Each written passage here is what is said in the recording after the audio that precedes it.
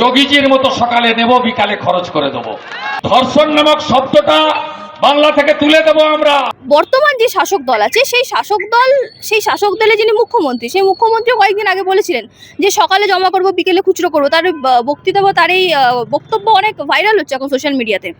তো তারপরে গিয়ে এখন যারা বিরোধী দল তারা হোক বা যে কোনো দলই হোক না কেন, যারা রাজনীতিকরণ করছে ঘটনাগুলোর, তারা পুলিশের ভূমিকা নিয়ে প্রশ্ন করছে না কেন? পুলিশের যে ভূমিকা, পুলিশ যেই জায়গায় একটা বাচ্চা মেয়ে, যখন বাচ্চা মেয়েটাকে উদ্ধার করা যাচ্ছে, পোস্টমর্টম রিপোর্ট বলছে যে যখন বাচ্চা মেয়েটিকে পুকুরে ডোবানো হয়েছে তখনও পর্যন্ত বাচ্চা মেয়েটি জীবিত ছিল এবং জীবিত অবস্থায় পুকুরে ডোবানো হয়েছে।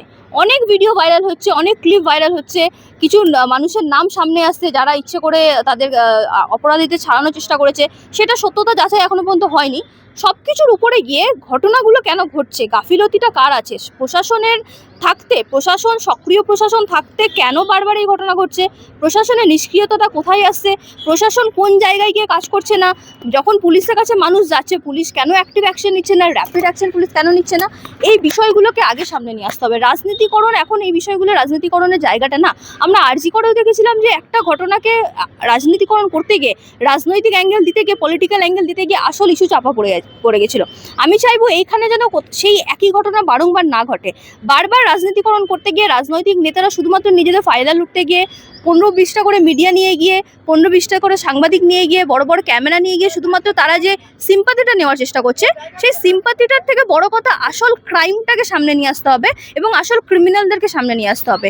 একটা পুলিশ প্রশাসন থাকতে, পুলিশ অ্যাক্টিভ থাকতে গণপিটুনিতে বা কেন একজনের মৃত্যু হলো, সেই মৃত্যুটা জাস্টিফাইড না, সেটাকে কেন প্রশ্ন করা হচ্ছে না? যখন যারা এইরকম ঘটনা ঘটছে, পুলিশের যখন যেখানে অ্যাক্টিভ রোল নেওয়ার কথা ছিল, পুলিশ সেখানে অ্যাক্টিভ রোল নিতে পারেনি বলে গণপিটুনিতে মৃত্যু হচ্ছে। এবং গণপিটুনিতে মৃত্যু মানে কি? মানুষ আবেগে এসে বলে, অনেক সময় ধর্ষণ বা এরকম যখন এরকম রেপজনিত যখন কোনো ক্রাইম হয়, মানুষ আবেগে এসে বলে যে হ্যাঁ এরকম মানুষদেরকে মেরে ফেলা উচিত। কিন্তু এরকম মানুষকে মেরে ফেলা উচিত না, কারণ যখনই একটা মানুষ মরে যাচ্ছে তখনই সেখানে এভিডেন্স নষ্ট হয়ে যাচ্ছে।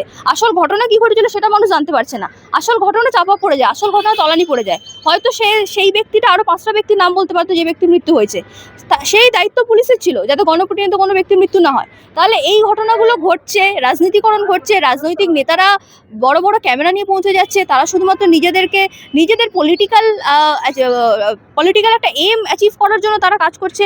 এই বিষয়গুলো নিয়ে আমাদের দেখতে হবে। সাধারণ মানুষ আবেগে এসে, মানুষ অনেক কথা বলে, মানুষ আবেগে রাস্তায় নেমেছে, মানুষের বিক্ষোভটা খুব স্বাভাবিক, মানুষ বিক্ষোভ করবে, জনরোষ খুব স্বাভাবিক। তাই বলে জনরোষ মানে এটা না যে একজন অভিযুক্তকে মেরে দেওয়া হবে, অভিযুক্ত মরে গেল মানে সেই জায়গার ক্রাইম সিনটা চেঞ্জ হয়ে গেল।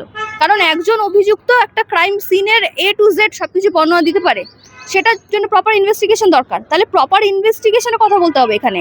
ভিকটিম যে সিচুয়েশনটা ফেস করলো অ্যাডমিনিস্ট্রেশন আগে, সেই সিচুয়েশনে কেন আসছে?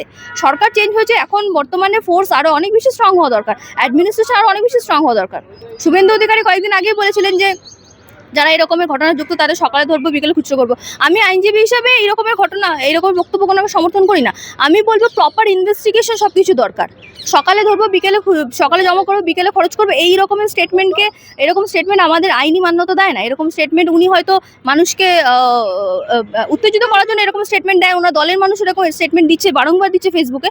এইরকম স্টেটমেন্ট আমরা দেখতে চাইছি না, আমরা প্রপার ইনভেস্টিগেশন চাইছি। এবং সব থেকে বড় কথা, এই ঘটনাগুলো ঘটছে কেন? সকালে ধরে বিকেলে খরচ করার মতো পরিস্থিতি আসছে কেন? এইরকম পরিস্থিতি পশ্চিমবঙ্গ আর কত দেখবে, মানুষকে আর কত দেখতে হবে? দেখুন, বিষয়টা এখানে পার্থক্য না, বিষয়টা এখানে আমি দেখছি যে পার্থক্য খুব একটা আমি দেখতে পাচ্ছি না। কারণ প্রশাসনিক গাফিলতি দুই সরকারই থেকে যাচ্ছে। ওই সরকারের প্রশাসনিক গাফিলতি ছিল, এই সরকার প্রশাসনিক গাফিলতি থেকে গেছে। বরং আমি এটা দেখবো যে এই সরকারে কোথাও একটা গিয়ে একটা কমিউনাল অ্যাঙ্গেল দেওয়ার চেষ্টা হচ্ছে। মুখ্যমন্ত্রী যেভাবে বক্তব্য রাখছেন, মুখ্যমন্ত্রী যেভাবে ডেটারেন্স দিয়ে, মানুষকে ভয় দেখিয়ে যেভাবে মুখ্যমন্ত্রী বক্তব্য রাখছেন, সেই বক্তব্যতে কোথাও একটা গিয়ে মানুষ আরও বিভ্রান্ত হয়ে যাচ্ছে, মানুষের মধ্যে বিভ্রান্তিকর পরিস্থিতি তৈরি হচ্ছে এবং একটা কমিউনাল অ্যাঙ্গেল চলে আসছে। সব কিছুকে নিরপেক্ষভাবে দেখতে হবে, নিরপেক্ষভাবে সব কিছু বিচার করতে হবে। এবং আমি দেখছি সেটা হলো যে এই ঘটনাকে কেন্দ্র করে যে শান্তনু মণ্ডল নামে একজন বিজেপির নেতা ছিলেন, তাকে গ্রেফতার করা হয়েছে বা তার বিরুদ্ধে যখন আঙুল তুলছে সাধারণ এলাকাবাসীরা, যেটা সোর্স বা রিপোর্ট সূত্রে যেটা আসছে, মানে যে খবরটা শুনতে পাওয়া যাচ্ছে সেখানে গিয়ে শান্তনু মণ্ডলের নাম যারা যারা নিয়েছে তাদের উপর থ্রেট আসছে যে শান্তনু মণ্ডলকে ফাঁসানো যাবে না, যেহেতু শান্তনু মণ্ডল বিজেপির সভাপতি বা কিছু একটা ছিলেন, বিজেপি কোনো একটা পদে তিনি ছিলেন। তাহলে এই ঘটনাগুলো কেন ঘটছে? তাহলে কোথাও একটা গিয়ে তো দুই ফুল একই জায়গায় চলে আসছে। মানুষকে যদি আবার একই জায়গায় থ্রেট দেওয়া হয়, থ্রেট কালচার যদি একই রকমভাবে থেকে যায়, একটা ক্রাইমের অ্যাকচুয়াল ইনভেস্টিগেশন না হয়ে ক্রাইমটাকে পুরো অন্য দিকে ডাইভার্ট করে দেওয়া হয়, পুরোপুরি রাজনীতিকরণ, রাজনৈতিক নেতাদের মধ্যে নিজেদের মধ্যে একটা কম্পিটিশন চলে আসে, তাহলে একই জায়গা থেকে গেছে পশ্চিমবঙ্গ, আবার একই জায়গা থেকে গেছে। আবার একটা আমাদের আরজিকর একটা আমরা দেখেছিলাম, আবার একটা আমরা বারুইপুর দেখলাম, এইরকম ঘটনা আবার দেখতে হবে। কারণ প্রত্যেকটা ঘটনা রাজনীতিকরণ হচ্ছে, ঘটনা আসল তদন্ত হচ্ছে না, ঘটনা আসল মূল কারণ জানতে পারা যাচ্ছে না, আসল অভিযুক্তদের ধরে আনা যাচ্ছে না, এবং আসল অভিযুক্ত ধরে আনা গেলেও ইনভেস্টিগেশন ঠিক জায়গায় হচ্ছে না। আমি দেখবো, আমি আশাবাদী থাকবো, যদি এই ঘটনা ইনভেস্টিগেশন ঠিক জায়গায় হয়, তাহলে আমি মনে করবো যে নতুন সরকার এসে সিগনিফিকেন্ট কোনো চেঞ্জ হয়েছে। নাহলে আমি বলবো নতুন সরকার এসে সিগনিফিকেন্ট কোনো চেঞ্জ হয়নি, কারণ ঘটনা বারংবার ঘটছে, ঘটনা আবার ঘটছে, এবং মেয়েদেরকে বারংবার শিকার হতে হচ্ছে। তো সেটা মানুষের জনরোষ, মানুষের মধ্যে রাগ আছে, মানুষ বলছে, মানুষ দেখেছে এতদিন ধরে একজন বিধায়ক, তার যা দায়িত্ব ছিল, সাংসদ, একজন সাংসদ, তার যা দায়িত্ব ছিল, দায়িত্বে কোনোদিন দায়িত্ব পালন করেনি। এখন কোনো একটা রাজনীতিক দিক থেকে উনি নতুন রাজনীতি দলে যোগ দিয়েছে, সেই রাজনৈতিক দলের হয়ে বক্তব্য রাখতে গেছেন, মানুষ সেটাকে মেনে নেয়নি, মানুষ যেই দল দেখে, যে চিহ্ন থেকে তাকে ভোট দিয়েছিলেন, সেই চিহ্ন থেকে সরে এসেছেন, সেটা মানুষের রাগ। এখানে আমরা দেখবো সাংসদ হিসাবে তার যেটা কর্তব্য সেটা তিনি পালন করেছেন কিনা। ঘটনা ঘটে যাওয়ার 48 ঘন্টা পর তিনি গিয়ে উপস্থিত হয়েছে, ঘটনা ঘটার পর মানুষ সাংসদকে অনেক আগে দেখতেছেন, যে এখানে ঘটনা সারা পশ্চিমবঙ্গের মানুষ এই ঘটনার সাক্ষী হয়েছে, সারা পশ্চিমবঙ্গের মানুষ জানতে পারছে।